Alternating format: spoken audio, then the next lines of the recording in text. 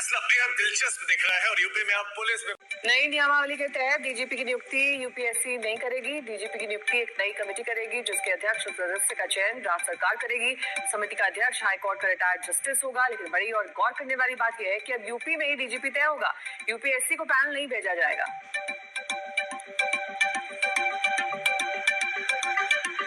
तो ये है डीजीपी की नियुक्ति। पहले दरअसल यूपीएससी को पैनल भेजा जाता था, वहां से चयन होता था, लेकिन अब एक विशेष चयन समिति का गठन और वो विशेष चयन समिति तय करेगी कि उत्तर प्रदेश का डीजीपी कौन होगा। यानी कि नियमों में बदलाव कर दिया गया है। डीजीपी की नियुक्ति पहले एक अलग तरीके से होती थी, अब जो तय करने वाली समिति है उसमें अध्यक्ष होंगे हाईकोर्ट के रिटायर्ड न्यायाधीश, इसमें राज्य के मुख्य सचिव होंगे, यूपीएससी का नामित सदस्य होगा, यूपी लोकसभा आयोग का इसमें नामित सदस्य होगा, राज्य के अपर मुख्य सचिव गृह होंगे और रिटायर्ड डीजीपी भी इस कमेटी का हिस्सा होंगे जो तय करेंगे कि डीजीपी कौन होगा।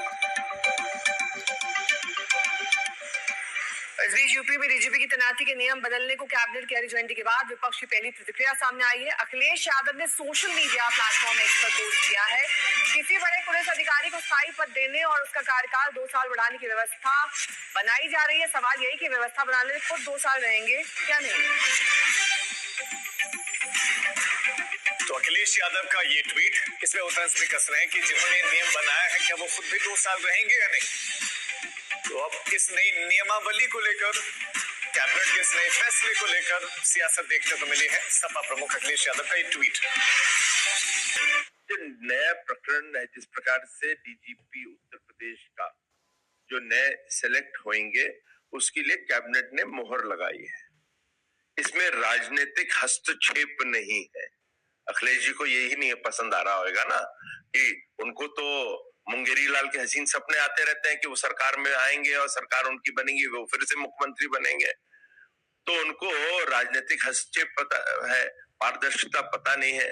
भाजपा की पहचान ही पारदर्शिता है और उस पारदर्शिता के तहत एक कमेटी बनी है अन्य लोगों की, नई राजनेताओं की, और वो सिलेक्ट करेगी 2 साल के पीरियड के लिए और उसके एक क्या उसकी योग्यताएं होती है उसके बारे में भी आधार करा है। फेडरल स्ट्रक्चर मजबूत होता है, संघीय ढांचा मजबूत होता है, तो हम उसके समर्थन में हैं। ऑलरेडी भारत का जो संविधान है वो संघीय ढांचा है, लेकिन उसका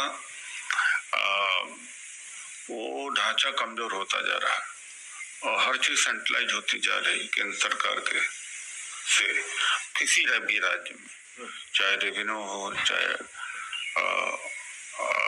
एडमिनिस्ट्रेटिव अपॉइंटमेंट्स हों, बहुत सारी चीजें ऐसी हैं। तो जितना डिसेंट्रलाइज होगा उतना लोकल गवर्नमेंट के लिए भी आसान रहेगा।